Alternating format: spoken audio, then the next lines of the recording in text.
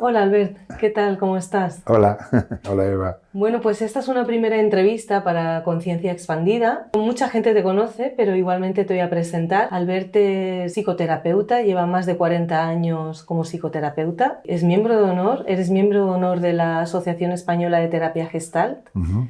y también te has formado o te has Me he especializado en especializado más sexualidad. bien en sexualidad, sí. También eres escritor. Bueno, sí, he hecho hasta ahora 8 libros. Estoy con el noveno y quizás el décimo está por ahí también. Vamos a ver.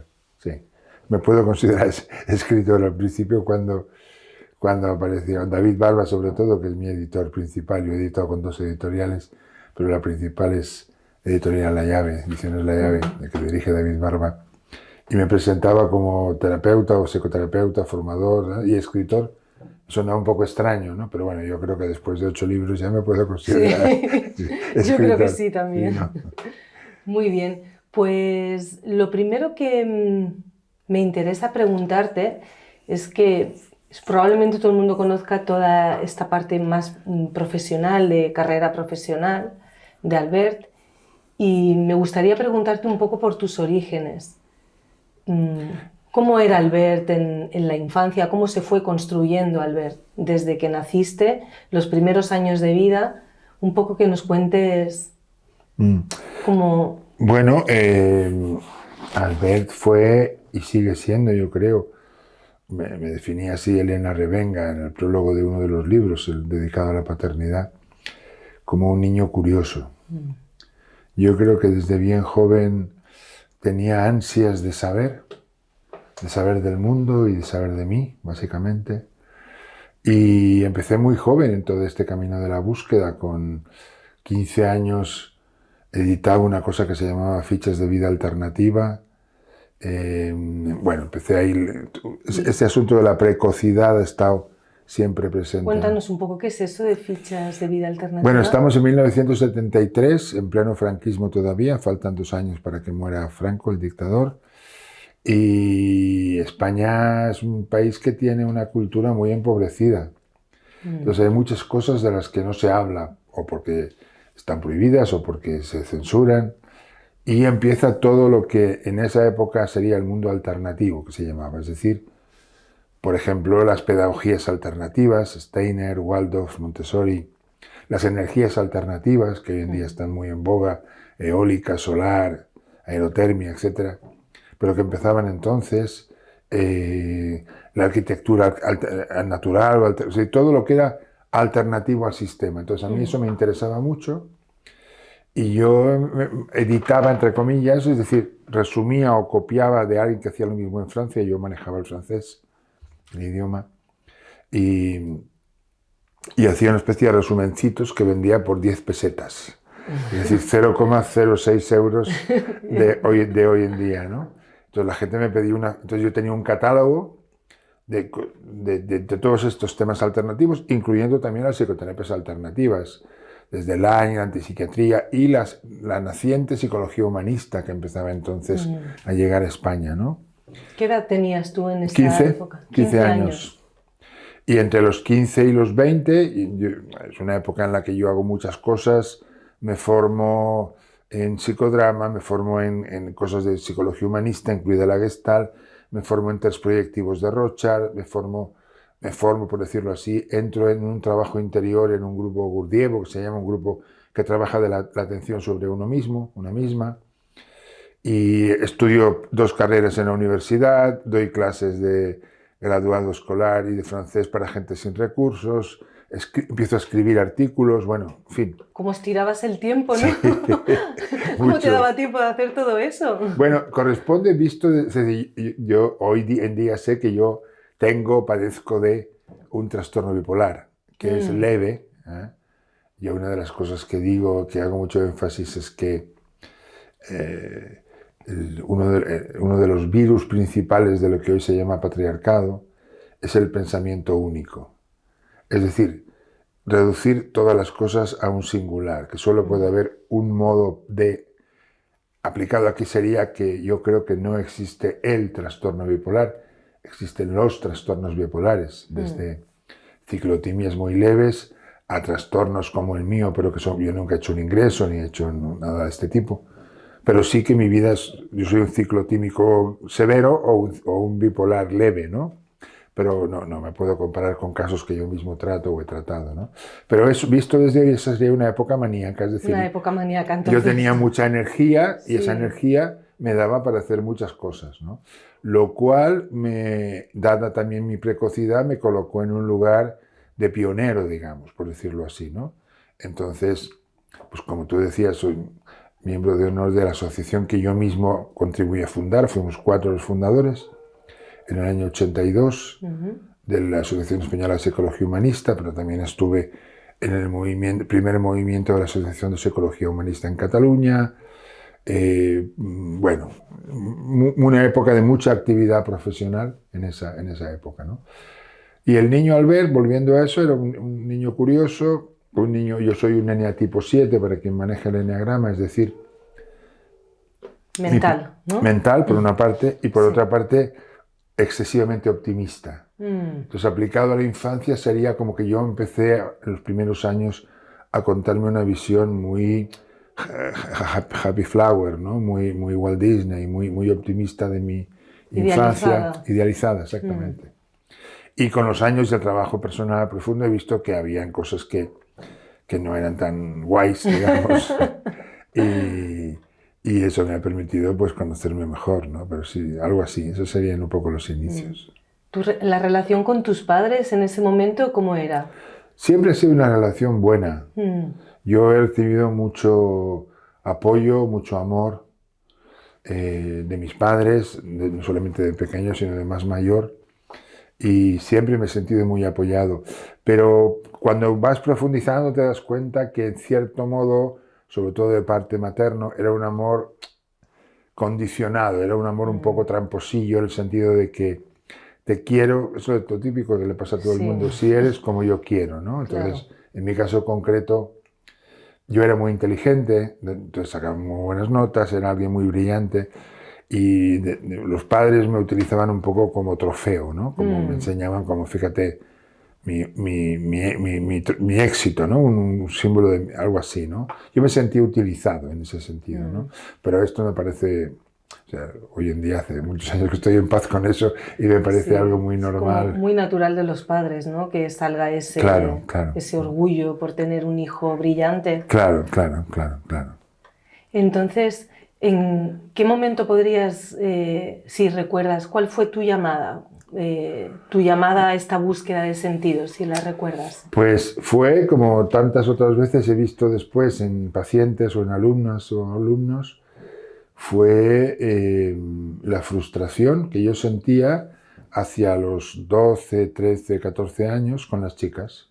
Es decir, yo he tenido en mi vida, he estado temporadas más gordo, más flaco, no he estado nunca, pero menos gordo, digamos, ¿no? Y esa era una época que yo estaba rellenito, por decirlo bondadosamente. Y entonces yo no gustaba a las chicas, como yo veía que gustaban mis amigos. Claro. Entonces yo decidí, yo voy a ser psicólogo. En ese momento psicólogo era alguien que tenía el poder mental de hipnotizar. Entonces les comeré el coco y entonces les gustaré, ¿no? Es decir, que tuvo una motivación de... Dicho hoy en día sería como darme cuenta de que mi fuerza estaba en lo mental, por decirlo así, ¿no? Que yo tenía una cabeza muy poderosa, luego se me dirá que la tenía muy bien amueblada, pero yo era consciente de que aquí estaba mi fuerza, ¿no? No estaba en otro lugar. Y todo mi proceso, todo mi viaje ha sido bajar, es decir, pasar de lo mental a lo emocional, sobre todo, y más tarde a lo corporal, de alguna manera, ¿no? A llevarme mejor con mi cuerpo, ¿no? Pero en esa época la motivación, la llamada fue esa. Fue el producto de una frustración, de un dolor, ¿no? Y el dolor ha sido algo como volviendo a lo del tema del 7, que ha estado muy presente en mi vida. Yo digo que mi camino de curación, mi camino de sanación, mi camino de autoconocimiento ha pasado a través del dolor, de lo doloroso, ¿no? De lo disfórico, hablando técnicamente, de lo no guay. Avanzando en la historia, el acontecimiento principal de mi vida yo creo que es, bueno, se juntan dos, pero el principal es la muerte de mi hija. Yo pierdo una hija cuando yo tengo 35 años, ella tiene 12. Y eso es un antes y un después en mi vida, porque yo me entrego, yo ya me había deprimido anteriormente, por esto del bipolar, había tenido épocas up y épocas down. Entonces yo no me deprimí, entonces me dejé llorar y llorar y llorar durante muchos meses. Y eso es como que se me partió el corazón, por decirlo así, en el sentido simbólico. Es decir, que se me abrió el corazón de un modo que yo no conocía anteriormente, con una intensidad que yo no conocía. Y eso había empezado antes, esto fue en el año 94. En el año 88 yo entro a trabajar con Claudio Naranjo y con Guillermo Borja, Memo, que es mi primera caída, digamos, la primera caída narcisista. Yo me doy cuenta de que lo que yo me había contado sobre mí mismo era mentira. O sea, yo no era el ser tan excepcional y no sé qué, no sé cuánto, sino que era un neurótico más, por decirlo así, y que en esa primera época la cosa era todo es mentira. Luego fui viendo que no todo es mentira, que hay cosas que son más mentira y cosas que son más verdad. Pero esa apertura del corazón ya se dio ahí, y esa apertura del corazón me hizo caer en la cuenta de mi posición narcisista, de que para mí no existía el tú, existía el yo. Entonces tú o esta figura eran la misma cosa, solo que de colores diferentes. Tú eres una cosa azul en esa época y esto es una cosa verde. Pero ambos erais objetos para que yo, rey de la creación, dispusiera de ellos para mi propio placer, ¿no? Pero yo no era sensible al tú, la existencia del tú, y sobre todo no era sensible al dolor del tú. Esto fue durante los 10, 12 primeros años profesionales, digo, es decir, entre mis 20 y mis 30 aproximadamente. Yo estuve ahí, y el trabajo con Memo y con Claudio, mi primer SAT, en este caso, me hizo caer de ese pedestal y empezar a darme cuenta de que había un tú, había un nosotros, había un vosotros, había un ellas. Entonces fue, yo creo que la conjunción de dos elementos muy fundamentales, ¿no?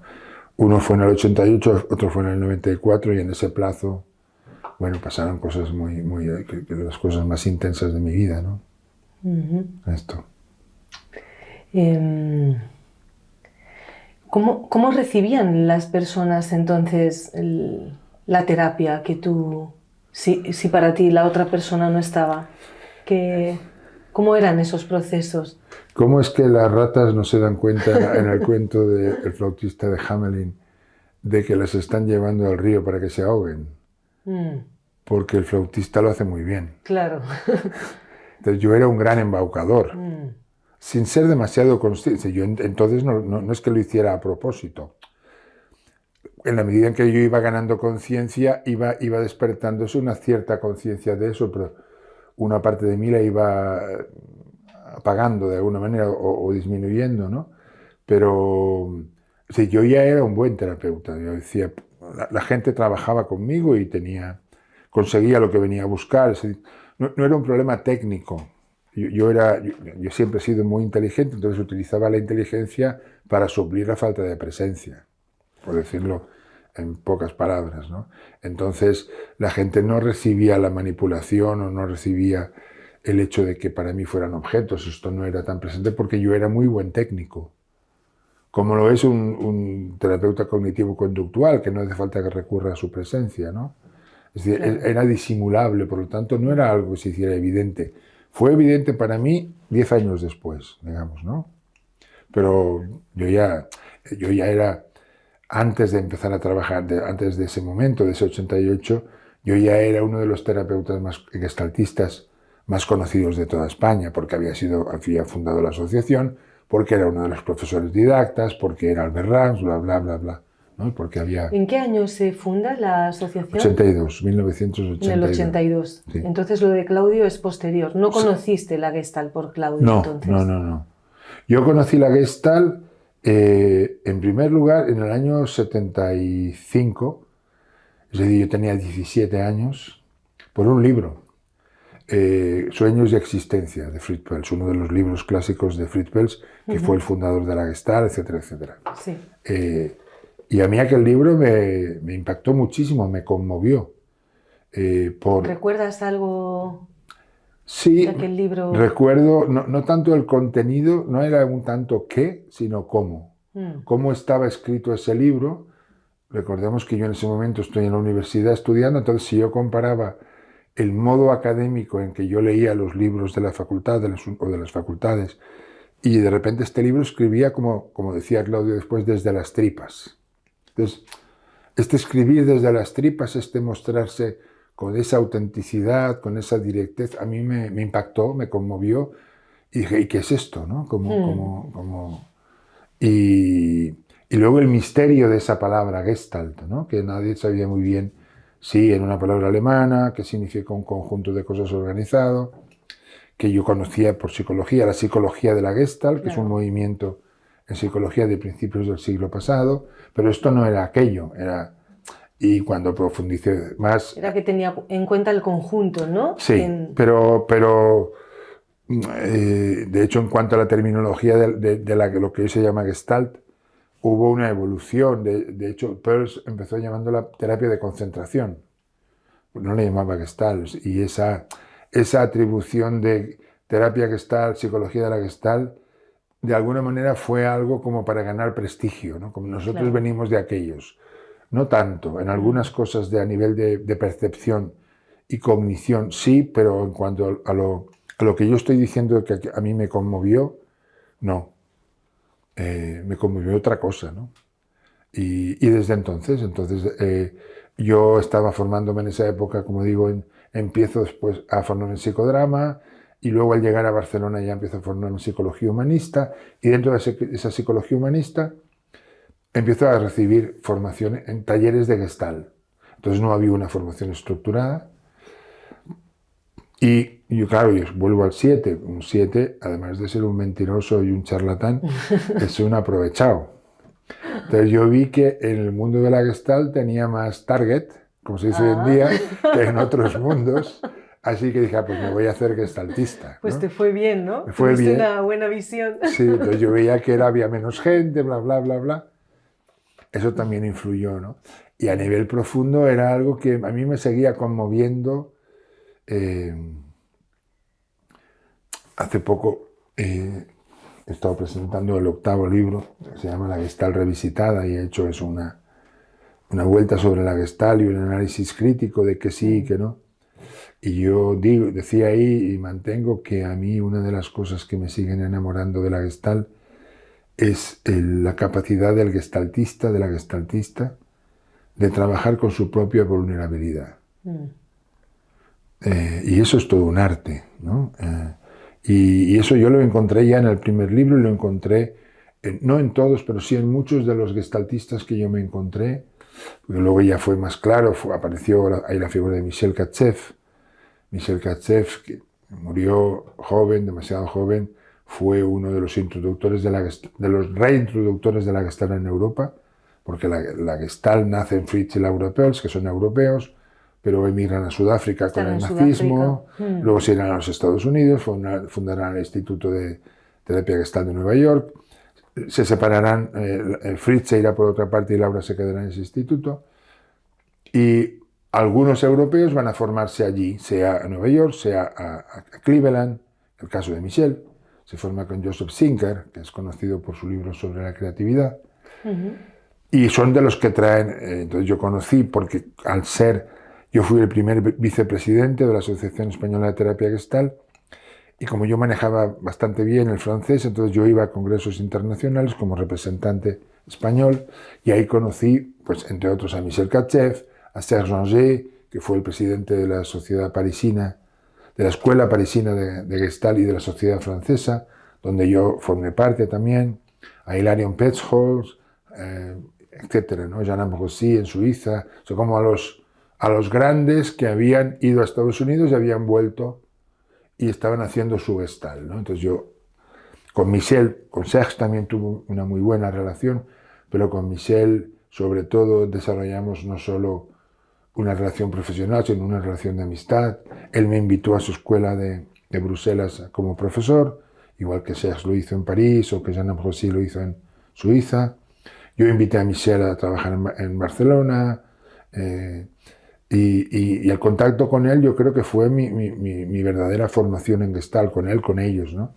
Y luego ya vino Claudio, pero eso fue años después. Yo conozco a Claudio en el 85, 86, no me acuerdo bien, informalmente en una comida en el Club Náutico de Alicante, en una mesa en la que están Paco Peñarrubia, a quien yo conocía de la formación de la Gestalt, Juanjo Albert, que en paz descanse, Antonio Asín, que serían, junto con Memo, los que trajeron a Claudio a España, hicieron los primeros SATs en España, también Ignacio Martín Pollo, que fue quien aportó el lugar, se llamó Bavia, ¿no? De una manera muy significativa, por lo de estar en Bavia, ¿no?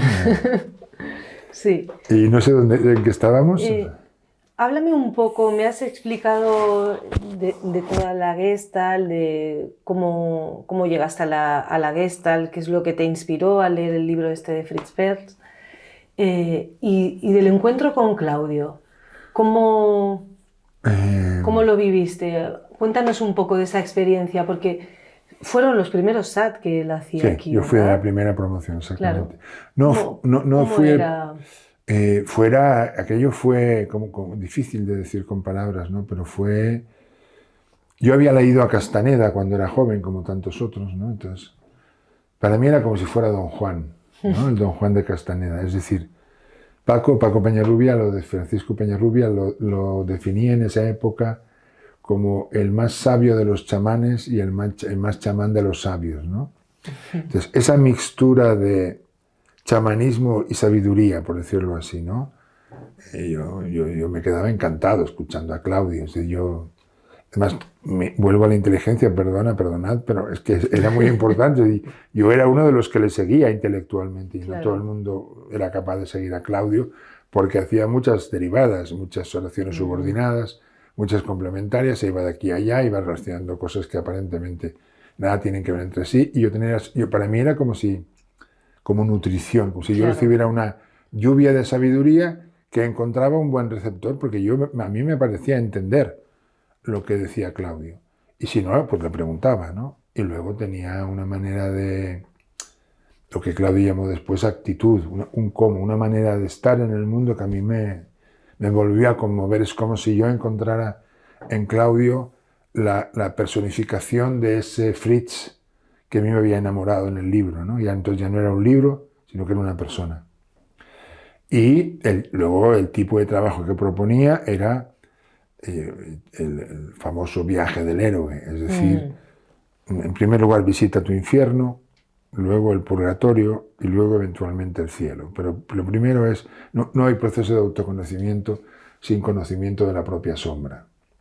Y aquello dejaba de ser una idea para ser algo que adquiría mucha intensidad. Entonces yo me caí de ese pedestal, ¿no? Entonces, si decía antes que la muerte de María, de mi hija, había sido un antes y un después en mi vida, el segundo escalón de eso es Claudio.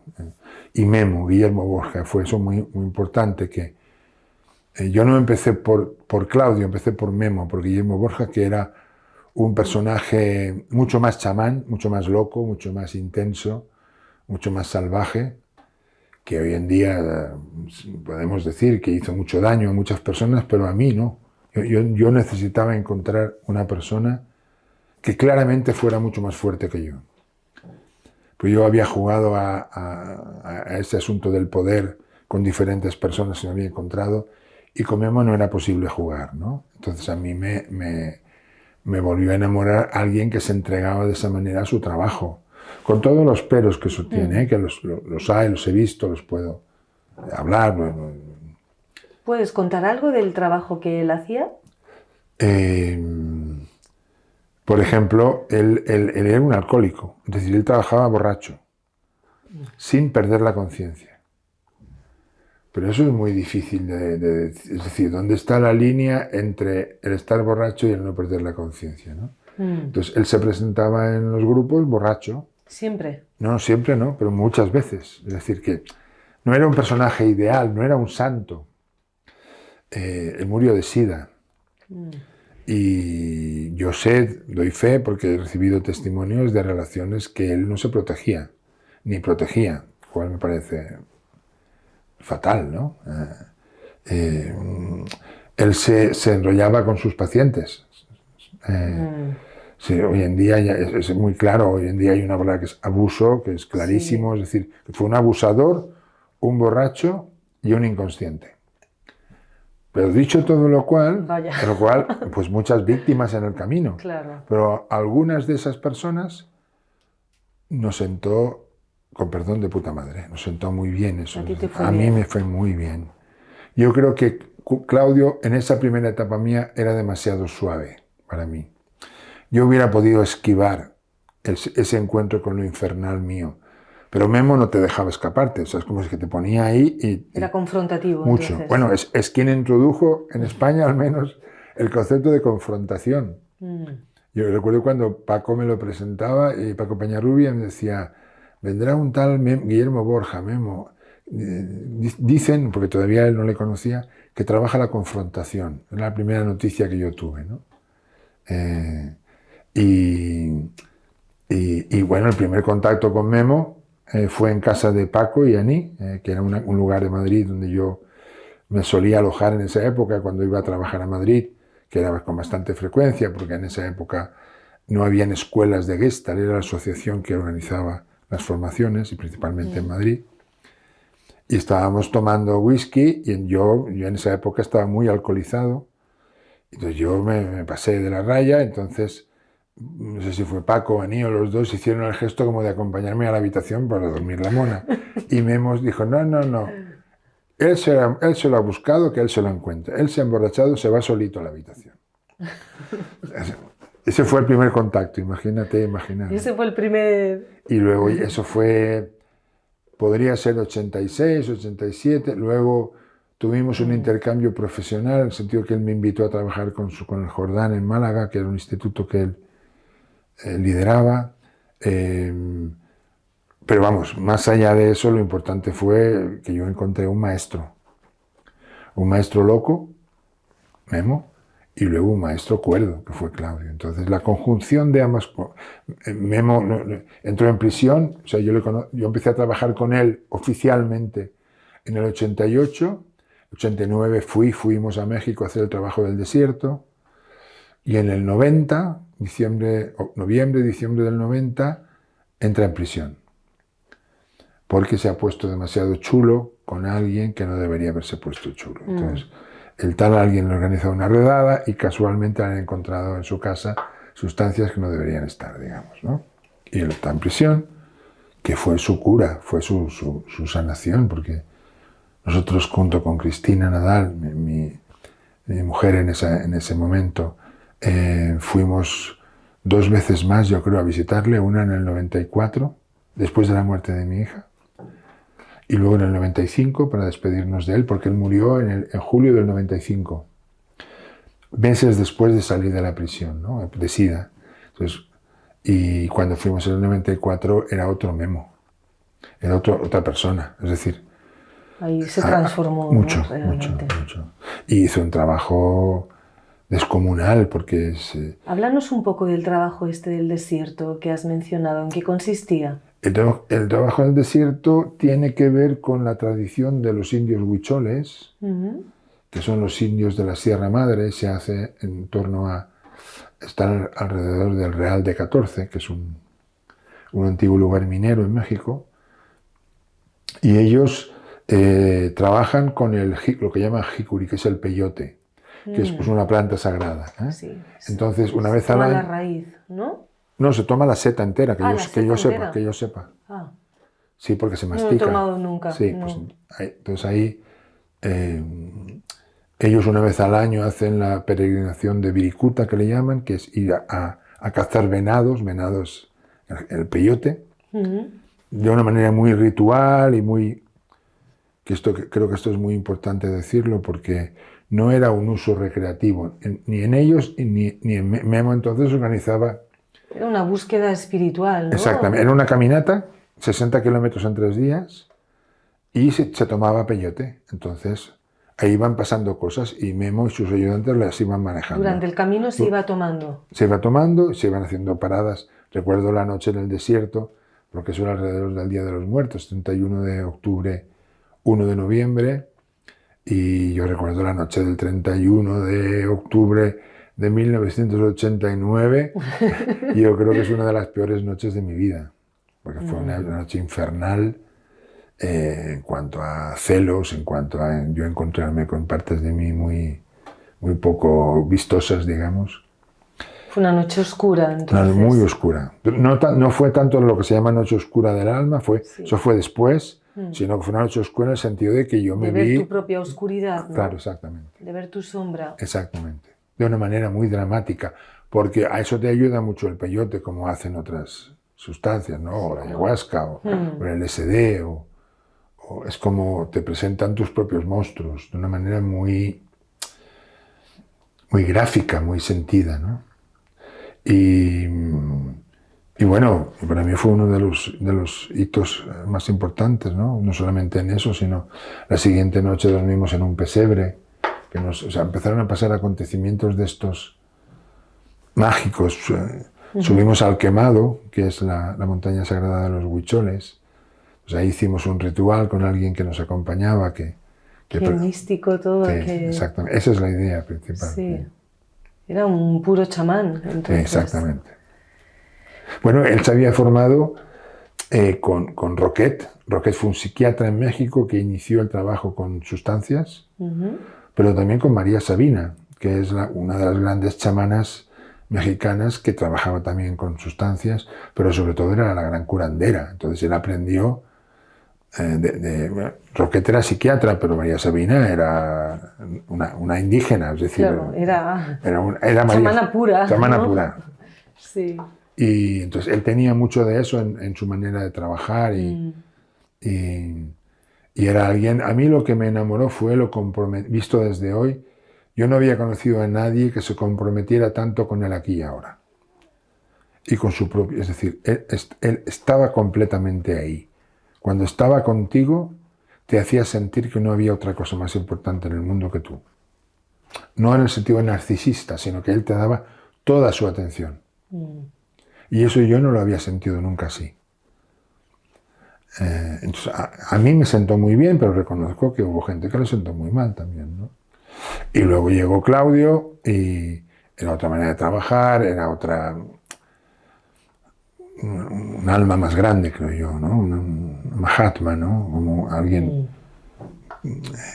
que también hay cosas. ¿Qué destacas del trabajo de Claudio? ¿Qué es lo que te impactó?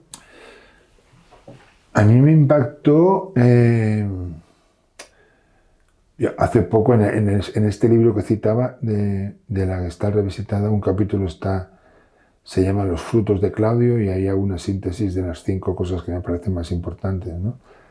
Pero más allá de eso, si resumo una sola cosa, por decirlo así, que es muy difícil, ¿no? Pero tomaría el título de uno de sus libros primeros del año 70, creo que se llama The One Quest, en inglés, La única búsqueda, traducido en castellano. Es decir, ¿qué es lo que más me impactó?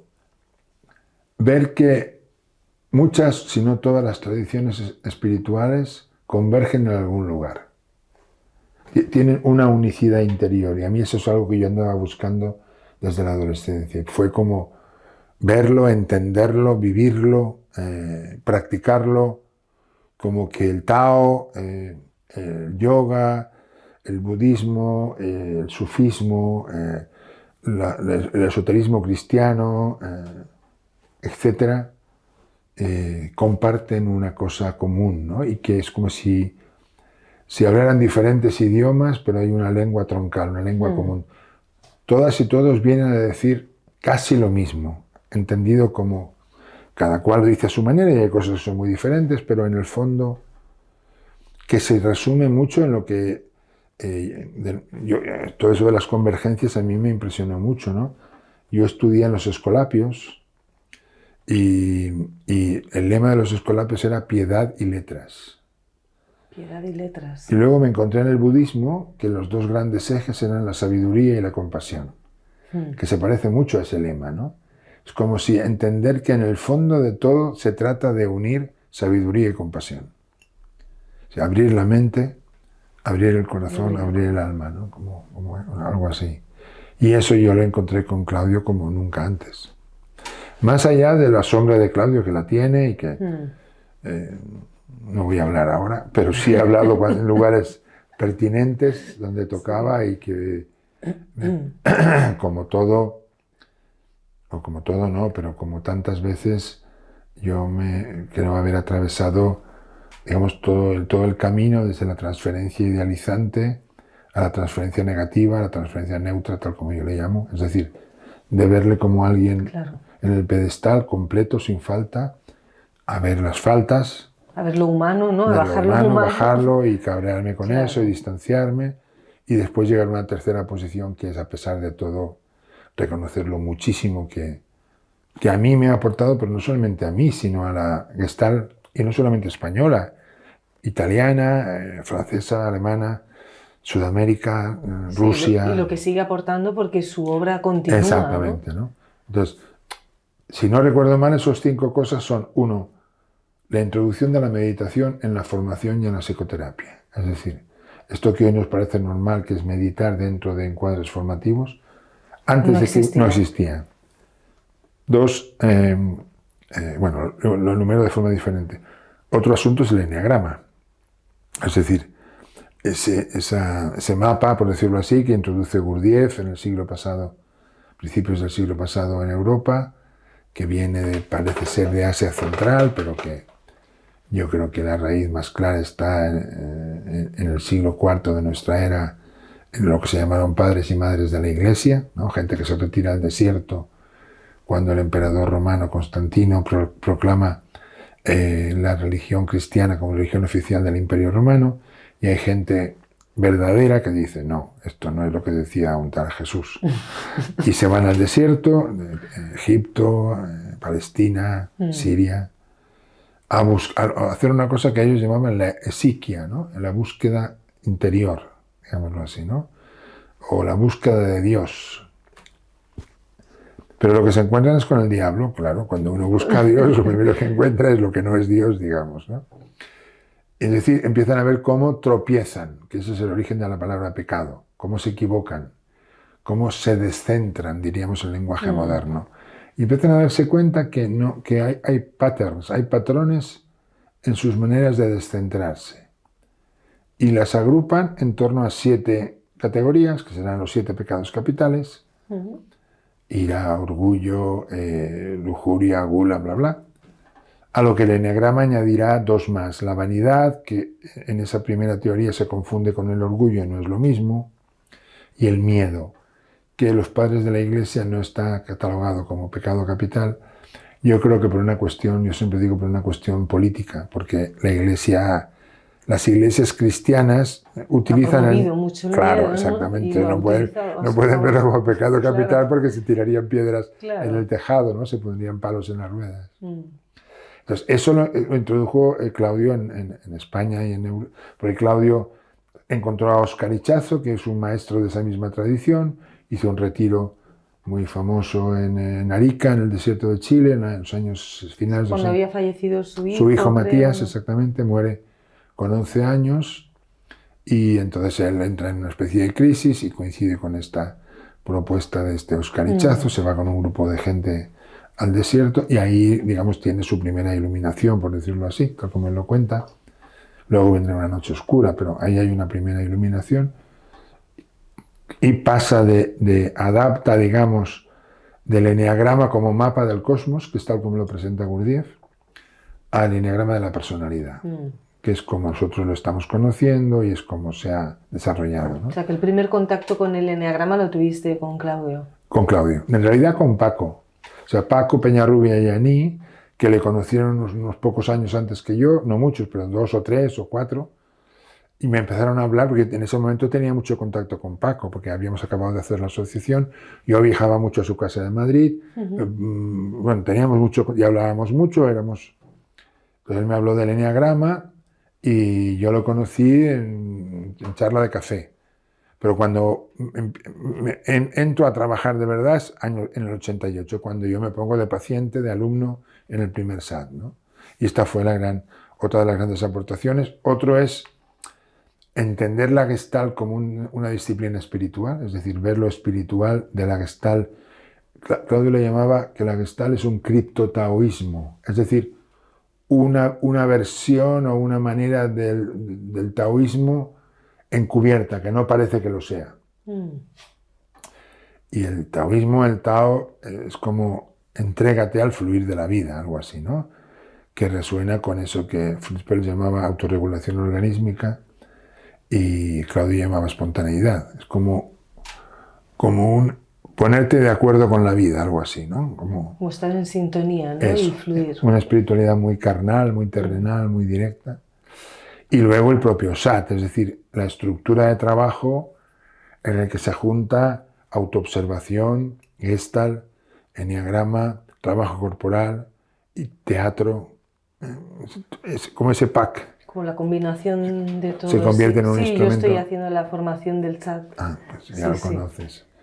Que también tiene sus pegas, etcétera, etcétera, pero que me parece que en la parte luminosa es una gran aportación por la que han pasado, como sabes, muchísimas personas. Y siguen pasando. Y siguen pasando en todo el sur europeo, sobre todo España, Italia, Francia, Suiza, en América del Sur, México, Argentina, Uruguay, Brasil, ¿qué más? En Rusia, bueno, en más sitios, ¿no? Bueno, esto sería. ¿Llegaste a incorporar esta parte confrontativa de Memo Sí. en tus sesiones o en tu modo de hacer terapéutico? Sí, primero de una manera muy torpe, porque yo creo que yo reaccioné a la pérdida de Memo, cuando Memo le ponen en la cárcel. Tardé tiempo, es como que negué el dolor que yo sentía por lo que yo sentía como su abandono. Tan chulo que eras y te has dejado coger, y tus discípulos, ¿qué? ¿Cómo nos dejas a nosotros? ¿No? Como yo era incapaz de reprocharle eso en ese momento. Entonces utilicé el truco, por decirlo así, de la identificación proyectiva, que es una cosa que hacemos mucho con los padres, sobre todo con el padre. Yo voy a ser como tú para tenerte, yo seré un memito, entonces te tendré dentro de mí y así te tendré. Entonces yo durante tiempo, bueno, ahí ocurrió una cosa que le hemos llamado la época loca, ¿no? Yo durante 5 meses, entre septiembre del 92 y enero del 93, yo me volví loco, es decir, yo me autoprovoqué una psicosis tóxica. Yo fumando marihuana y bebiendo alcohol fuerte, whisky, coñac, continuamente día y noche, durante 5 meses, ¿no? Entonces yo trabajaba como había visto trabajar a Memo, en plan salvaje, en plan confrontativo, entendido aquí la confrontación como romperle al otro, como destruir el sentido de desmontarlo, pero violentamente, bueno, Claro. con lo cual... Eran agresiones. Agresiones, realmente. talmente. Entonces, claro, eso tuvo como eso fue otra época maníaca, abriendo. Esa es la más... Bueno, te duró poco, 5 meses. Pero fue la más alta de mi vida, Ya, fue la más manía de todas las manías, la más loca, la más... Entonces, claro, eso produjo heridos. Claro. O sea, yo hice daño, además de otras cosas que no fueron daño, pero me interesa resaltar el daño. Entonces tuve la suerte de que en la mayoría de los casos tuve la oportunidad de reparar ese daño, ¿no? Entonces, desde esa posición tan loca y tan... Luego, cuando yo vi a Memo en la cárcel, dije, este no es el Memo, te has equivocado. Porque no haces de este Memo en lugar de lo que he dicho yo, estaba en otra cosa, ¿no? Entonces, yo empecé así, de manera salvaje, brutal, abusadora, bla, bla, bla, bla, hasta evolucionar a una confrontación que yo la aprendí también de Claudio más, ¿no? Más sutil, más amorosa, más respetuosa, más dulce, sin ser blandengue, ¿no? Hasta entender hoy en día hace ya unos bastantes años, pero bueno, que confrontar es poner a alguien enfrente de sí mismo o enfrente de algo de sí mismo. Es como, mira lo que yo veo que tú no ves. O que no estás viendo, quizás, ¿no? Quizás. Y eso lo puedo hacer de manera más suave o más grosera, o más dura, o más, lo puedo hacer hoy, o puedo verlo y guardármelo hoy, mañana, puedo ser indirecto, diplomático, puedo toser cuando tú hablas, ¿no? Claudio levantaba la ceja, ¿no? Cuando estabas haciendo algo y veía que estabas en mentira, no sé hacerlo. ¿No? Como no me lo creo, ¿no? Lo que estás diciendo. Claro. Esta sería la evolución, pero sí, sí. Y luego en el libro lo vuelvo a hablar, ¿no? De yo creo que es todo un arte. Es un instrumento muy poderoso, pero hay que aprender a manejarlo bien. Bien significa aquí sin hacerle daño al otro. Te quería preguntar, una experiencia espiritual, ¿cuál fue tu primera experiencia espiritual de conexión con el todo, por así decirlo? Si es que la has tenido, sí. Que creo que sí. Sí, no fue una sola vez, fue un grupito de experiencias similares. Explico el contexto. En Valencia, donde yo nací, en el Cabañal, los poblados marítimos de Valencia, es tradicional la Semana Santa Marinera, que se llama, ¿no? Como si fuera Sevilla, de las procesiones de Sevilla, con la gente, los vestas se llaman en Valencia, la gente de los capiruchos, bueno, esto. Sí, los capirotes. Capirotes, esto es. Entonces mi padre era cofrade de una de esas cofradías que se llama el Cristo del Buen Acierto. Entonces yo desde 3 años, 4, mi padre me inscribió y yo salía con él en la cofradía. Y cuando ya fui siendo más, yo salía hasta la rebeldía adolescente, que serían 15, 16, que dije, ya no. Pero poco antes de eso, yo podría tener 12, 13, recordemos lo de la precocidad, que yo estaba muy espabiladito ya en esa. Yo recuerdo, todavía la tengo presente, la procesión del Viernes Santo, por la noche, que se conmemora la muerte de Jesús, que es una procesión donde se recorría todo el barrio y había mucha gente, digamos, como público en los dos lados, entonces tú vas. Las músicas son músicas lentas, había en Valencia mucha tradición de bandas musicales.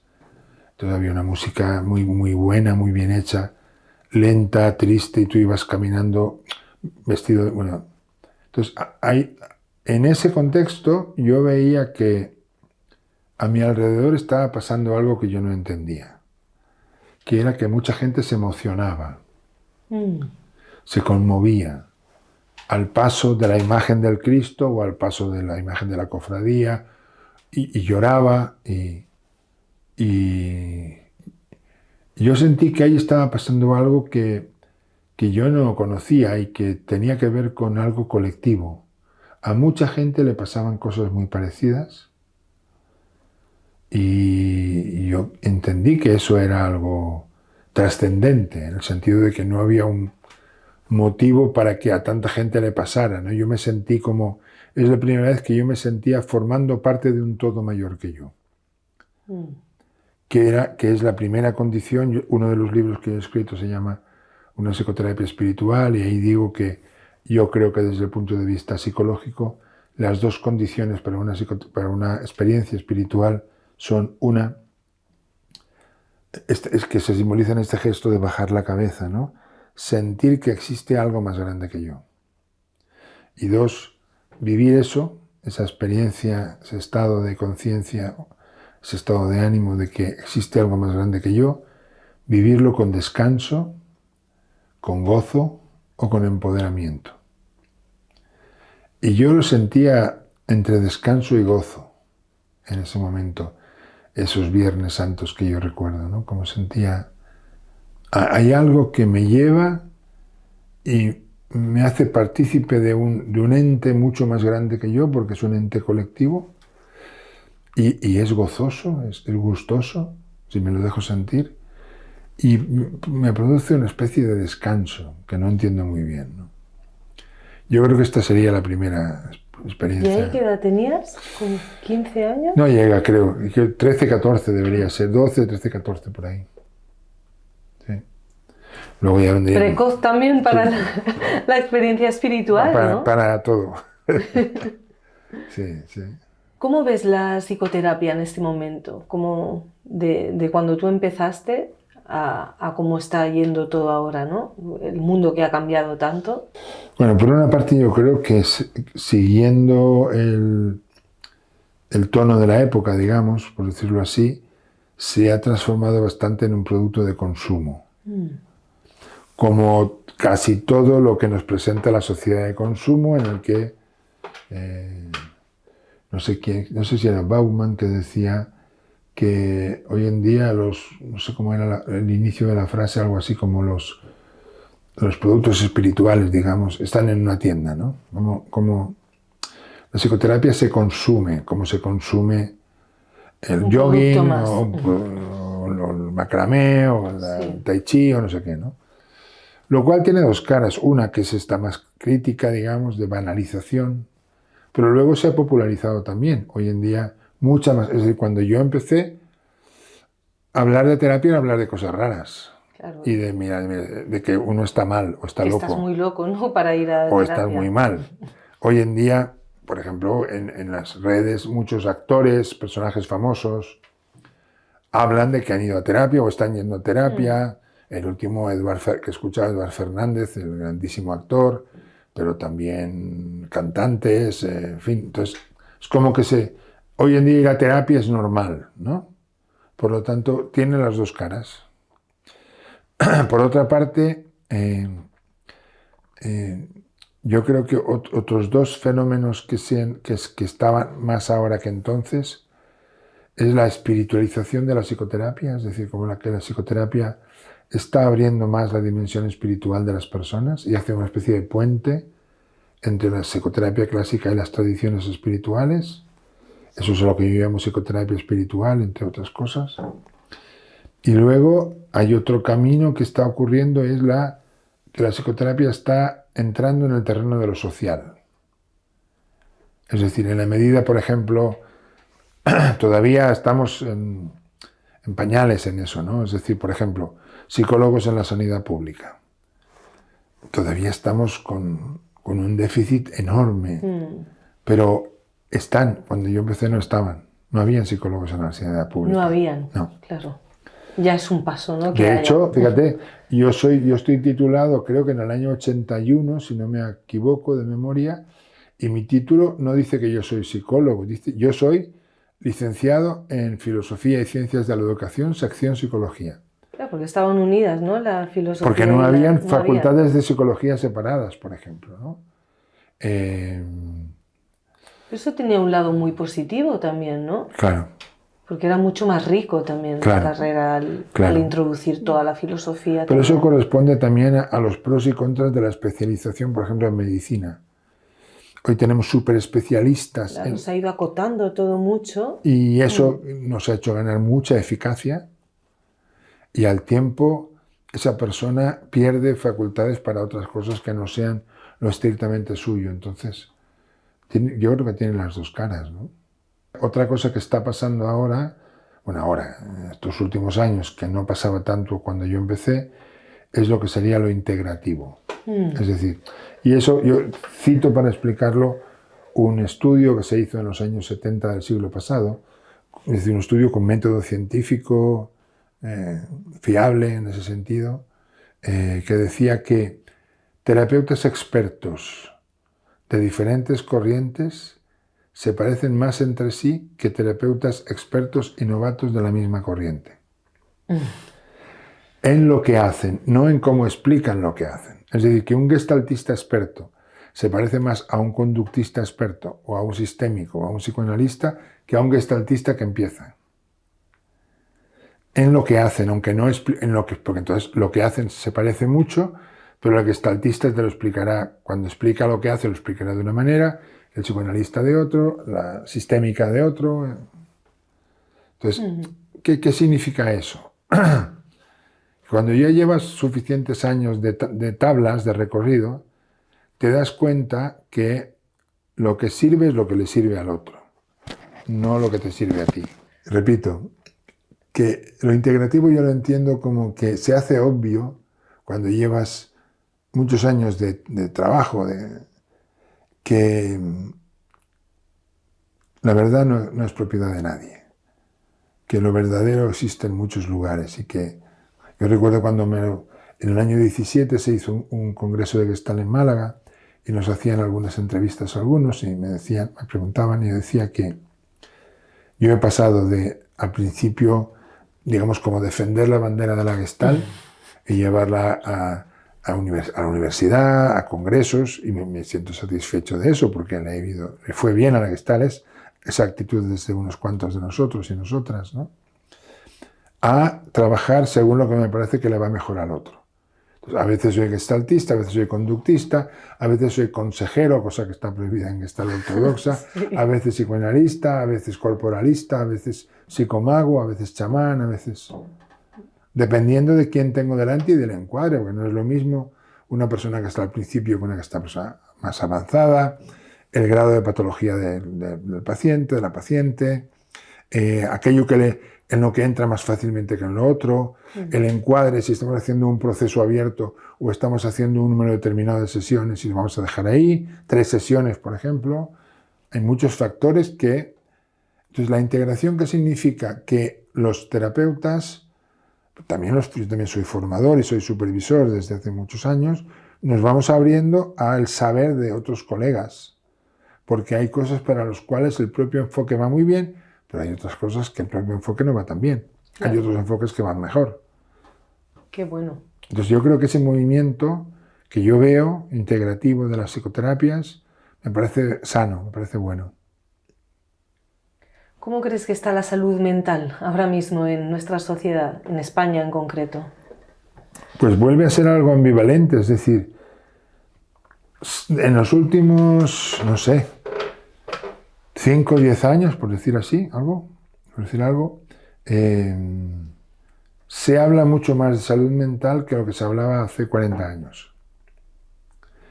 Eso es bueno, porque... Volvemos al ejemplo de lo que hoy son referentes, que son los cantantes o escritores, o sobre todo cantantes, o gente que ve la juventud, ¿no? Creo que es Dani Martín, no estoy seguro del nombre, pero gente... ¿El Canto del Loco es este cantante? Creo que sí, que era del Canto del Loco. Sí. Pero él reconoce que se retiró, o sea, gente que dice... o deportistas, ¿no? Con problemas de salud mental. Sí. Ricky Rubio, por ejemplo, un enorme basquetbolista que fue a la NBA, etcétera, y se retiró de su carrera para atender a su salud. O sea, gente que pospone su carrera para ocuparse de sí misma, de su salud mental. Entonces, este modelo está más extendido y esto es muy bueno, porque invita a la gente normal a hacer, eso se llama modelado, hacer un modo de aprendizaje, ¿no? Claro. Por otra parte, claro, yo creo que, ahí me meto en lo político, ¿no? Pero que hasta que no empezaron los recortes de la sanidad pública, básicamente hecho por el Partido Popular y por Convergencia entonces en Cataluña, teníamos una de las mejores sanidades públicas del mundo.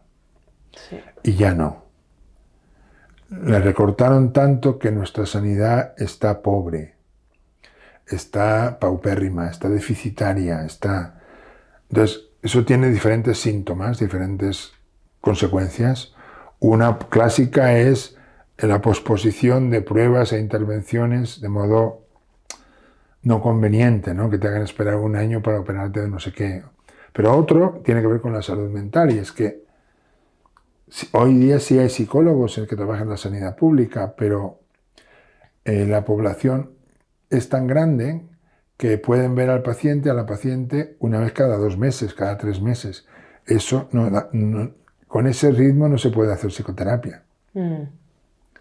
Entonces, veo que hemos dado un paso o unos pasos, pero que nos falta todavía para que la salud mental esté en la misma categoría que la salud física, por decirlo así, cuando la salud física está tan deteriorada. Es decir, cuando la sanidad pública ha bajado su calidad tanto, ¿no? A partir de quitarle dinero de ahí, claro, y de intereses económicos en que conviene más que haya una sanidad privada o mutuas o no sé qué, todo este tipo de historias, ¿no? ¿Y como sociedad crees que estamos más enfermos ahora que antes? ¿O cómo ves la evolución de la sociedad en este sentido? Yo no lo creo. Es decir, yo creo que eso es una especie de tópico, ¿no? que se ve mucho cuando se habla de la juventud. Uy, los jóvenes de hoy en día sí están... Nosotros es como... Es decir... ¿Cómo ves a la juventud tú ahora?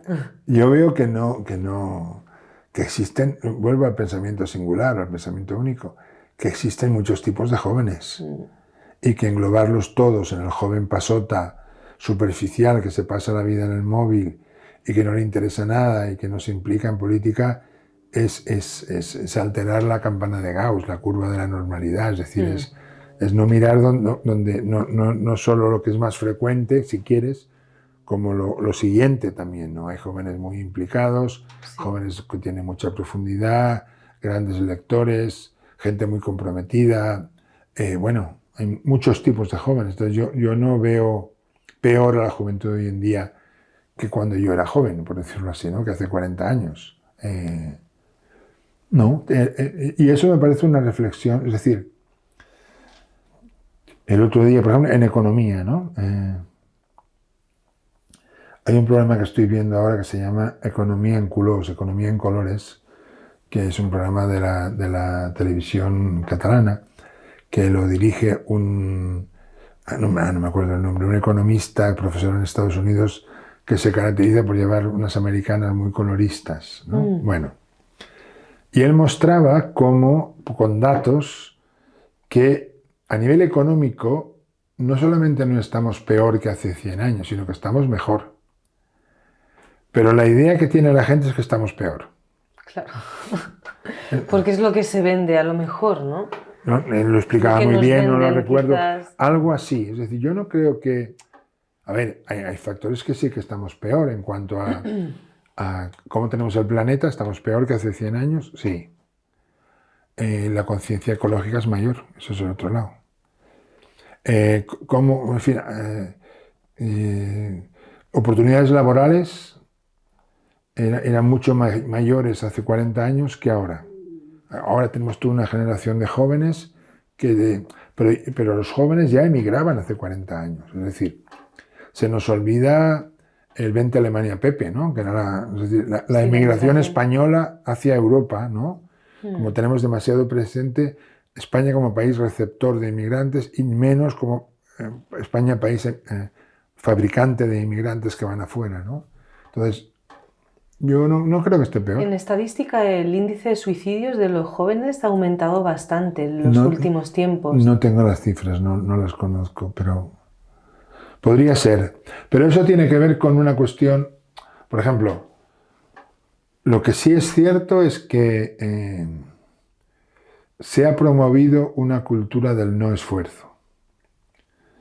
Padres amiguis, como se ha pasado del padre autoritario, padres autoritarios, a padres que dejan de ser padres y quieren ponerse en el lugar de los amigos. Eso es otro tipo de agresión. Sí. Entonces, eso junto a una especie de favorecimiento de la comodidad, es como si no entendiéramos que nuestros infantes, nuestras niñas y nuestros niños necesitan golpes. Me explico. De la vida, ¿no? De la vida. Claro. No golpes de dárselos o de abusos, sino que las experiencias frustrantes forman el carácter.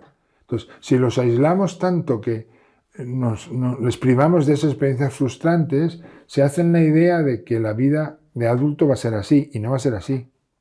Entonces, cuando reciben golpes, en ese sentido de golpes,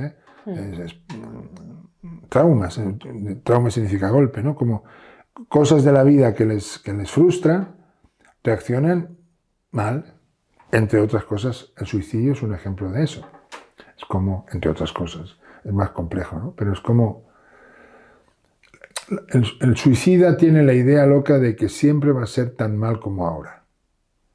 No hay salida, no ven esperanza, no tienen esperanza en la vida. Entonces, esa es también hay otra consecuencia, y es que la depresión, si en la época de Freud, final del siglo XIX, principios del XX, Freud, la enfermedad social era la histeria, es decir, asuntos psicológicos de los que no se hablaba y se expresaban en el cuerpo, lo que se llama histeria de conversión.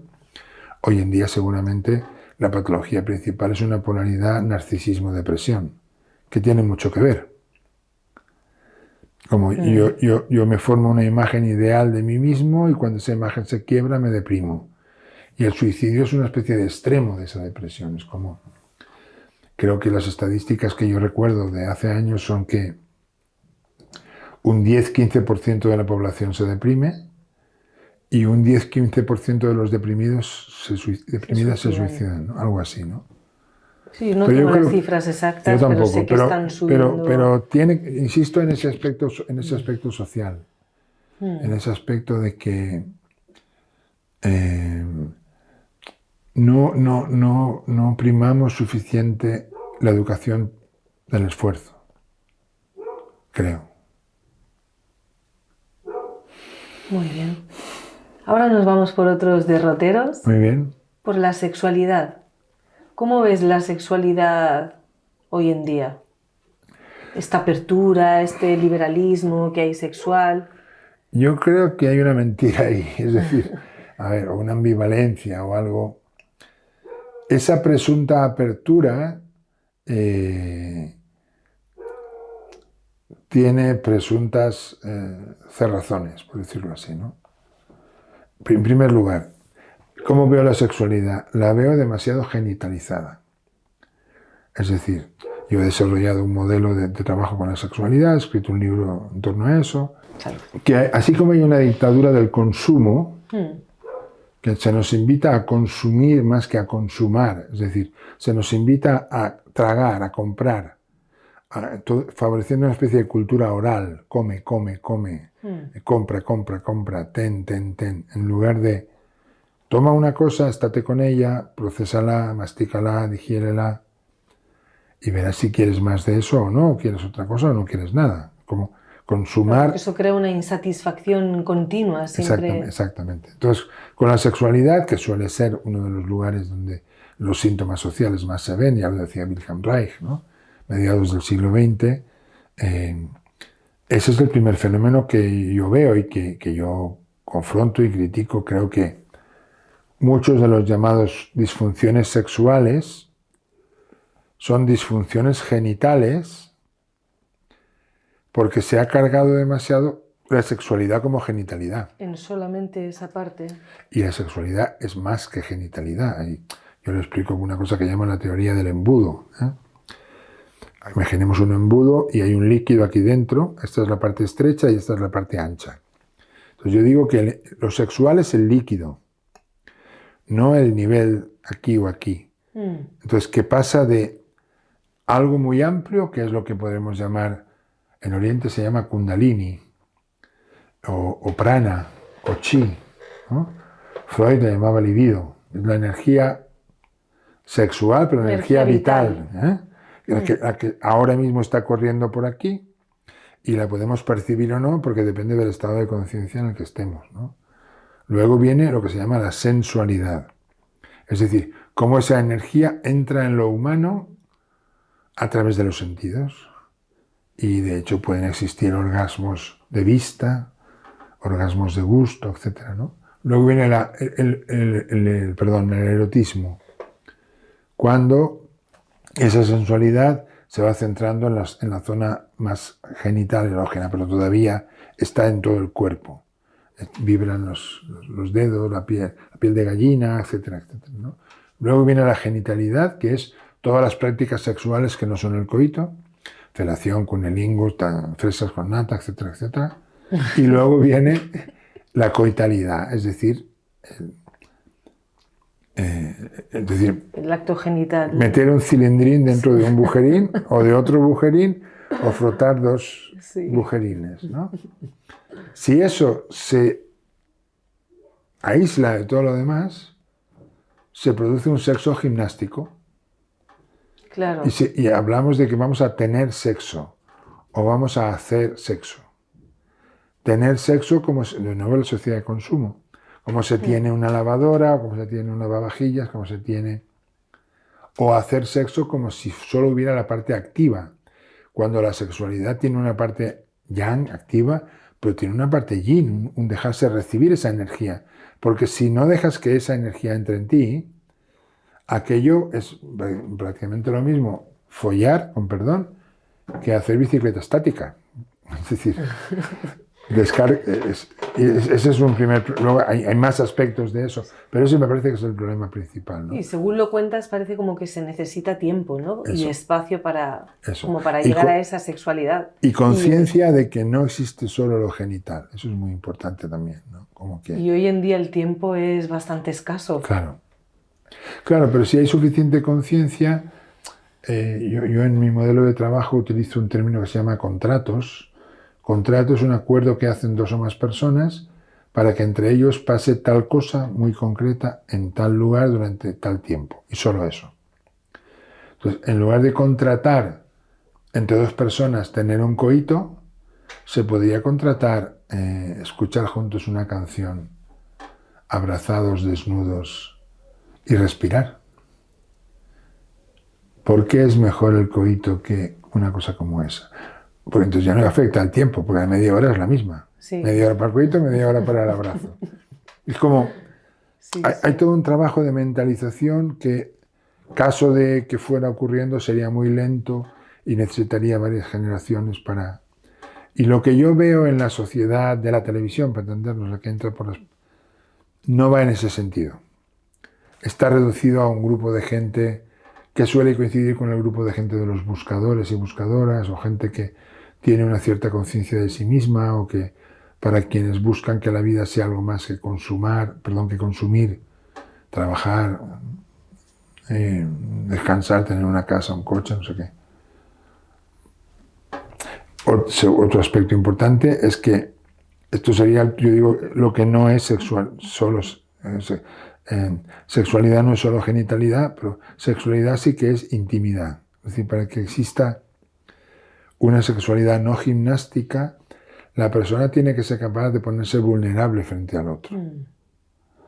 Y esto es una cosa que no se nos enseña, nos da mucho miedo. Bueno, etcétera, ¿no? Para no repetir todo el modelo.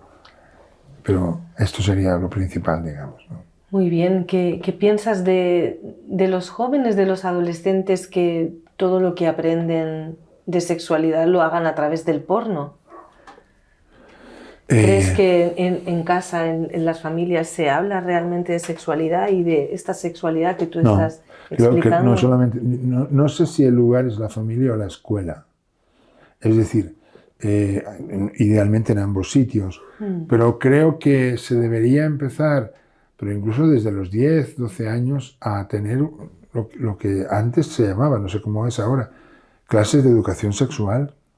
Es decir, que los profesores, profesoras, formadores, formadoras bien entrenados explicaran a los infantes, niños y niñas, qué es la sexualidad, cómo es, qué ocurre, qué les va a pasar dentro de unos cuantos años, qué posibilidades de vínculo tienen, que existen. Otro capítulo es, yo le llamo las sexualidades, no existe solo lo heterosexual, que es posible que le guste a alguien de su mismo sexo, de otro sexo, pero es posible que le guste a alguien del mismo sexo. Bueno, todas las variantes del deseo que pueden existir, que los niños y niñas lo puedan vivir como normal. Entonces, si se hiciera todo eso, y se les hablara también del porno. Claro. Y ahí tener cuidado con eso, porque primero, eso tendría que estar, creo, con Shabbat, ¿cómo se llama?, combinado con los padres, para que hubiera una prohibición de que los móviles, primero se retardara el acceso al móvil hasta los X años, pero no en los 8 o 9 años, sino por lo menos 12, 13, 14, 15, por ahí, y que hubiera la protección, es decir, técnicamente hablando, que los jóvenes no pudieran acceder al porno, que hubieran webs o lugares, o hubiera un sistema tecnológico de control parental, para que no tengan acceso a... Pero que eso se les hubiera explicado qué es lo que encontrarán, pues si se cuelan, porque se van a colar, qué encontrarán ahí, que eso es mentira. O sea, como se les explique bien que eso que van a encontrar ahí no es la sexualidad, que la relación sexual no ocurre así, ni tiene por qué ocurrir así, y que en el porno tradicional, hay pornos alternativos, pero Erika Lush, por ejemplo, me parece que es el nombre de una mujer que hace porno en donde la mujer no es solo objeto sexual del hombre, sino que se hace más presente el placer de la mujer, bueno. Pero que en el porno tradicional, hay una agresividad, violencia que no tiene por qué estar, necesariamente. Y dos, no corresponde a una verdadera relación sexual. Es decir, normalmente del hombre solo aparece el pene del hombre y la mujer aparece entera. Es como si el hombre no tuviera otra cosa que pene, ¿no? Sí. Bueno, Cosificación de los dos, claro. de los dos lados, ¿no? Esto es lo que yo haría, educar, anticiparse al acto de ver porno para preparar a los infantes para qué es lo que encontrarían si entraran ahí y al mismo tiempo protegerlos de eso, pero explicarles qué otras alternativas hay, qué es la sexualidad, que no es eso. Y en este sentido, los profesores que educaran también tendrían que tener una formación. Claro. En este sentido, claro. ¿no? En una sexualidad más amplia y más... Y eso yo, hablando de educación y volviendo al tema Claudio, yo creo que es una de las grandes aportaciones que ha hecho el claudismo, no solamente Claudio, sino todo el movimiento que se ha generado a su alrededor, y es que esa formación debería incluir un trabajo con uno mismo.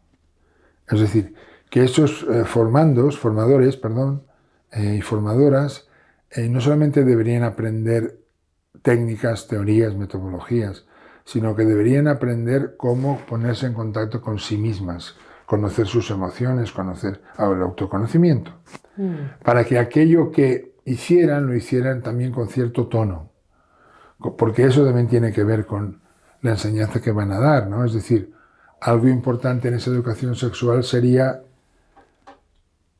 no pierdas el contacto contigo, para saber en todo momento si aquello que está ocurriendo tú quieres que ocurra o no. Y si no quieres que ocurra, para. Pero para saber si quieres que ocurra o no, tienes que... Claro, porque si no vas a hacer lo que el otro quiere, claro, para gustarle, para tenerlo y no se vaya, para no sé qué. Es como, bueno, cosas más psicológicas o más emocionales de este tipo, ¿no? Muy bien. ¿Qué visión tienes de morir? ¿Te da miedo morir? ¿Crees en la vida después de la muerte? A ver, vamos por partes. Yo no sé lo que ocurrirá cuando yo esté cercano a la muerte real, ¿no? Pero desde hoy yo no tengo miedo a la muerte, tengo miedo al deterioro. Entonces yo hace ya unos cuantos años que tengo hecho un testamento vital en el que digo no solamente cómo quiero morir yo, sino qué es lo que no quiero que ocurra. Y lo que no quiero que ocurra es que me alarguen la vida artificialmente. Y cuando digo yo que yo me quiero ir. Y es cuando, si es que yo me convierto en un vegetal. Si no puedo comunicarme, yo no quiero vivir. Puedo aceptar cierto grado de dependencia durante un tiempo, pero tampoco un altísimo grado de dependencia. Yo creo que eso no es vida. Entonces mi opción sería, más radical sería, yo creo que cada quien tiene derecho a decidir cuándo quiere morir. Mira, justo ayer vi la película que se ha estrenado hace poco, Polvo serán. No sé si la conoces. No, no la conozco. Es de Marqués Marcet, es el director. Es una pareja mayor en que ella tiene un cáncer y terminal y él quiere morirse con ella. Entonces, como a ambos no se les aplica la ley eutanásica española, se van a Suiza, donde en Suiza existe la posibilidad de ir, te hacen un examen psicológico de que comprueba un psiquiatra y un psicólogo que no estás deprimido, que no te quieres morir porque estés deprimido, y te cuidan mucho para morirte bien, que es dándote una sustancia que te hace que te duermas, dejes de respirar de manera indolora completamente, ¿no? Y es una opción que yo tengo buscado ese lugar en Suiza por sí. Sí, yo creo que va el aspecto más personal, ¿no? Que también lo escribí y además me siento bien porque hace poco lo he hablado con mis hijos así en directo, así que yo tengo 66 años ahora. Volvemos a la precocidad. Yo supongo que la precocidad tiene el precio de estar más cansado de la cuenta. Es decir, que yo haber empezado antes, pues si la gente habitualmente empieza con 25 y yo empecé con 15, hay como 10 años ahí que yo llevo currados y que otra gente no. Bueno, no sé si esto es una excusa o no. En cualquier caso, yo no me siento, a ver, yo no me quiero morir, no me siento deprimido, pero sí que tengo la sensación de haber vivido una buena vida ya. O sea, yo tengo la sensación de que la vida me ha dado, me ha regalado una buena vida, que he hecho lo que quería hacer, que he conocido el amor, que he sido amado de diferentes maneras, que he amado de diferentes maneras, que me parece el asunto principal seguramente de la vida. Aquello de la sabiduría y la compasión, esto sería del orden de la compasión, del orden de la sabiduría. Yo creo haber llegado a un cierto grado de sabiduría, o al menos así me lo dice quien me escucha, ¿no? Y haber ayudado y haber a mucha gente o a un suficiente número de personas en vivir mejor, en saber más de sí mismas, en conocer mejor el mundo, ¿no? Total, que yo si fuera solo por mí, yo no espero... ¿Morirías en paz hoy? Sí. ¿Satisfecho de tu vida? No siento que haya nada pendiente, no espero nada de la vida, es decir, nada, cuidado, en el sentido de que no tiene que ocurrir ninguna cosa para que yo diga, ya, ahora sí, ya está, sino, ya pasó. Ya tengo todo lo que quiero de la vida. Lo cual no significa que hayan cosas que yo ni siquiera las puedo imaginar y que me vengan y que yo no sean agradables o desagradables, no lo sé. Pero yo por mí, yo diría basta. Ahora bien, están mis hijos. Hoy acaba de nacer mi nieto. ¿Ah, sí? Sí, desde hace 3 meses soy abuelo. ¡Ay, enhorabuena, Albert! Gracias. Esto en lo biológico, ¿no? Pero luego yo siento haber tenido muchos, y tener muchos hijos espirituales, por decirlo así, ¿no? Discípulos y discípulas, gente que ha estado o está muy cercana a mí y que yo digo que creo que querrían que yo estuviera un ratito más. Tanto mis hijos como los biológicos como los hijos espirituales. Y a mí me parece bien, es decir, yo no tengo ninguna prisa por irme, pero tampoco siento un apego. Tu pregunta es, ¿la muerte qué opinas? Sí. Yo pienso que la muerte, últimamente hay movimientos sociales que se van moviendo en esa dirección, pero que la pensamos mal. Digo, respecto a otras sociedades, ¿no? Ha habido una gran separación entre la vida y la muerte. Sí. Que la vida incluye la muerte, es decir, que lo que nos enseña la naturaleza es que hay los actos de construcción y los actos de destrucción, que hay los principios y hay los finales, que hay cambio, que no sé quién decía que lo único constante del universo es el cambio, algo así, ¿no? Entonces, bueno, esa es mi posición, ¿no? Y a mí me gustaría que España fuera Suiza, es decir, que mi posición sociopolítica o cultural, como quieras llamarle, es que debería existir un derecho a la eutanasia, pero no cuando estás muy enfermo y no sé cuántos informes de médicos, sino por el hecho de que tú quieras morirte y alguien certificado compruebe que no es por depresión, de que no es un suicidio consecuencia de una depresión, sino de una voluntad de tener suficiente, se te facilitará algo tan sencillo como un lugar bonito. Sí, yo también estoy de acuerdo. Acompañado a ser posible de tus familiares, tus amigos, la gente que quiera estar contigo o que tú quieres que esté, y te dieran un vasito con algo y que te lo tomaras, te durmieras y ya no te despertaras, sin dolor. ¿Te has imaginado en algún momento ese momento de morir, de tránsito? De manera concreta, visualizado, y por ejemplo, quién estaría ahí, quién no, pero de otro modo más abstracto, sí. A mí me gustaría morirme así. Sé que es mucho pedir, porque normalmente la muerte llega cuando llega. Llega cuando llega y que además... Y de la manera... yo llevo 12 años tratando un cáncer que me obliga y me invita al tiempo, ¿no? Porque va bien a entrar 2 veces al año en quirófano. No sabía. Sí. Fue un cáncer y es un cáncer no de baja malignidad, que se llama, es un cáncer. No es muy agresivo. El sistema urinario primero fue en el uréter, me quitaron un riñón, bueno, después fue en la vejiga y en las 3 últimas veces, es decir, desde hace año y medio, ya no aparecen tumores en la vejiga, ¿no?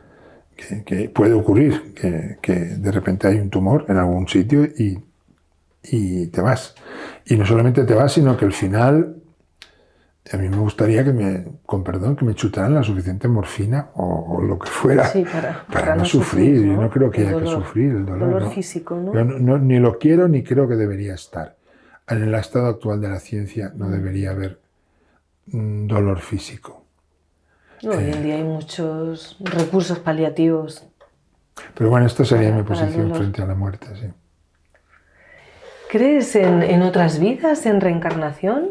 En reencarnación... ¿Te has visto en otras vidas ahora que hay esas terapias regresivas? Mira, yo era muy incrédulo y por diferentes tipos de experiencias, algunas con sustancias y otras de modo natural. Yo hay dos épocas de la historia en que me siento muy cercano, como si ya hubiera estado allí. El famoso déjà vu, ¿no? Una es la época 1920, entre el 10 y el 30 del siglo pasado, más o menos. Y otra es el siglo X, en la zona musulmana, en Al-Ándalus de entonces, ¿no? No sé si Córdoba o Valencia, ahí no tengo claro. Pero hay cosas que a mí me emocionan. Yo soy psicólogo, claro, soy terapeuta y conozco bien el mundo de las emociones y tengo suficiente, creo, autoconocimiento para saber que cuando en aspectos de, por ejemplo, de esas dos épocas, yo siento algo que no corresponde a lo que está pasando. O sea, yo siento una emoción o más intensa o más profunda o más compleja que lo que yo veo, por ejemplo, un carro, ¿no? Un caballo que arrastra un carro, por decir algo, ¿no? Yo siento algo que no explica solo mi recuerdo biográfico. Mi abuelo tenía un carro, yo había ido con el carro, pero no es solo eso. O sea, yo puedo distinguir que hay, y eso lo sé más técnicamente, Grof, por ejemplo, Stanislas Grof, que fue uno de los pioneros de la psicología transpersonal, habla que en las experiencias en su primero LSD y luego con respiración holotrópica hay diferentes etapas en el viaje interior, ¿no? Él habla de una etapa estética, de una etapa psicoanalítica inconsciente individual, de una etapa inconsciente colectivo, arquetipo, y de una etapa más disolutiva, ¿no? Eso mismo pasa con en micro, con ese tipo de emociones, ¿no? Entonces yo puedo distinguir que algo de lo que estoy sintiendo, de lo que me estoy no solo sintiendo, de lo que me está pasando, no es solo ni que tenga que ver con el presente ni con el recuerdo biográfico individual, hay algo más. Y me pasa algo así con el mundo, no tanto el mundo árabe de Arabia, sino más al andaluz, en el mundo moro, para entendernos, Como ¿no? si fuese algo antiguo, algo Sí, que no es de como esta si yo vida, hubiera ¿no? estado allí, Como si hubieras estado ahí. dicho a lo bruto, ¿no? O sea, que esas fueran dos rememoranzas de dos momentos en que yo hubiera estado allí, porque si no, no encuentro otra manera de explicar lo que yo siento, ni en un lugar ni en otro. En el mundo es esa carencia por el mundo. Yo recuerdo, por ejemplo, Túnez, el sur de Túnez, hay un pueblo que se llama Tozeur, que es la frontera entre es el pueblo de los oasis, luego ya está el desierto, ¿no? El Sáhara. Y fuimos con la familia de mi hermana también, y fuimos haciendo un tour y llegamos ahí, y entonces a mí algo de ahí me impactó mucho.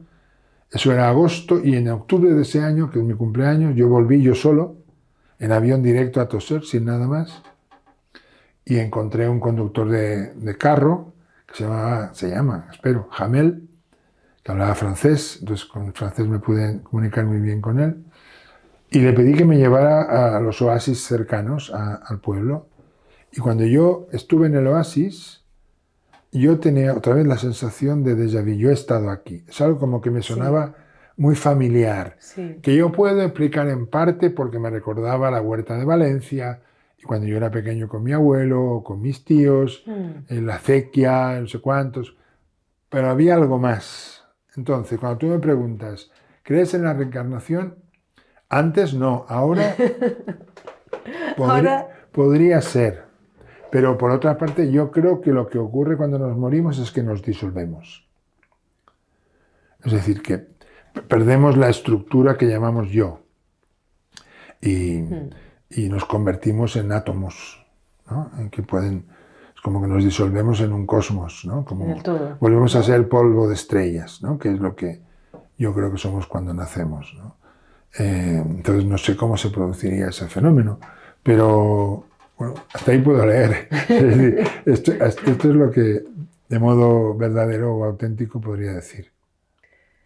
Ahora te quería preguntar ¿qué opinas de las canalizaciones, de estas personas que canalizan información, por ejemplo, de los registros acásicos? No sé si has escuchado hablar Sí. de ello. ¿Qué te parece toda esta temática? ¿Qué opinas de esto? Yo es algo que no conozco muy bien porque yo he sido siempre muy desconfiado para eso, ¿no? Pero diría que lo que opino es que es posible que haya gente que tenga esa facultad, y para eso me baso en personas que yo he conocido, no como cliente de canalización o recursos acásicos, sino cosas que han sucedido en consulta o en grupos de formación.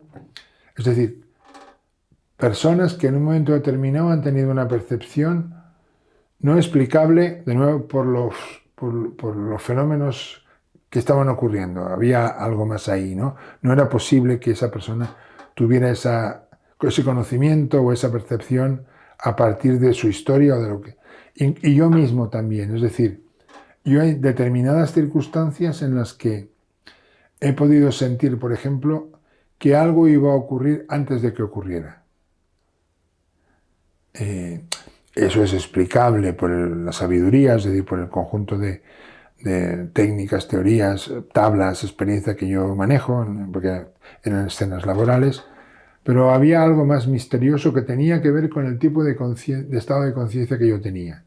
Por ejemplo, durante mucho tiempo yo trabajé con grupos de trabajo espiritual sin ningún tipo de sustancia, y una parte de ese trabajo durante 10 años fueron lo que se llaman ceremonias, que es un Ritual, ¿no? ritual, ¿no? En donde la gente se coloca de determinada manera, y yo también, para acompañar eso. Entonces, en ese estado de conciencia, un estado expandido de conciencia, volviendo al título del congreso y de tu mundo, digamos, o lo que tú estás desarrollando, yo conozco esos estados de conciencia expandida. Entonces, si están en mí, en pequeñito, muy poquito, pero suficiente para ser percibido, ¿por qué no podrían estar en otras personas? Así que lo que diría es que hay personas que creo que tienen ese don y que hay mucho charlatán ahí. Es decir, que hay mucho también, que es un terreno muy peligroso porque hay gente que no está lo suficientemente limpia, terapéuticamente hablando, como para ser limpia en su devolución. Entonces te puede meter cosas que te pueden hacer daño. Y yo también he recibido en terapia a personas que habían ido a un canalizadora o a un no sé cuántos, y venían con un tumor, digamos, con un paquete, con una historia que les estaba angustiando, y que cuando lo contaban yo decía, aquí el otro, la otra ha metido su propia baza sin darse cuenta. Claro. ¿No? Entonces yo creo que eso es posible que ocurre, y cuando ocurre bien es porque la persona que lo practica es muy pura. Muy bien, pues yo creo que estamos llegando ya al final de la entrevista, y ahora como pregunta final, ¿qué podrías aconsejar para tener una mejor salud mental? Terapia. Yo soy un apóstol de la terapia, es decir, dedicarse tiempo a una misma, a uno mismo, en el sentido de hacerse acompañar por alguien que te ayude a conocerte mejor. Creo que el autoconocimiento es el mejor antídoto o la mejor garantía de la salud mental. Que no es todo, hay factores genéticos y factores sociales, hay trastornos y trastornos, hay en fin, casos y casos, pero en cualquier caso el autoconocimiento, yo creo en eso, creo que la vida es un aprendizaje y que para eso es mejor conocerse a uno mismo, ¿no? Pero de nuevo lo mismo, estoy de acuerdo con Claudio cuando decía que el proceso de autoconocimiento no es solamente algo cognitivo, que entraña algo que entraña una visita al infierno de alguna manera, ¿no? Entendido como, a mí la palabra que siempre digo, si lo digo en una sola palabra, es limpieza. Limpiar el ego. Ahí luego te enseño el papiro egipcio del pesaje del corazón. Vale. No sé si lo conoces. No. Está, creo que es Horus o Anubis, no me acuerdo, y está el difunto, difunta, y una balanza muy grande en donde en un lado de la balanza se pone el corazón del difunto y en el otro lado una pluma. Entonces, si tu corazón pesa más que la pluma, hay un monstruo que se te come. No pasas a la vida eterna. Solo pasas a la vida eterna si tu corazón pesa menos que la pluma. No hay carga ahí emocional, ¿no? No hay asuntos pendientes, dicho en No hay términos asuntos de... pendientes. No hay carga emocional. Entonces, yo creo que ese es el trabajo principal a hacer. A eso me refiero con limpieza. Limpiar el corazón de todo lo que al corazón le pesa. Tomarse el tiempo para reparar los daños efectuados, quien más, quien menos. Pedir perdón. Abrir el corazón para sentir el agradecimiento. Ese trabajo básicamente, ¿no? Pero que se resume muy bien en esa... Llegar a ese último momento con que el corazón pese menos que una pluma. Muy bien. Muchas gracias, Albert. Encantado. Gracias por tu tiempo. Muy bien.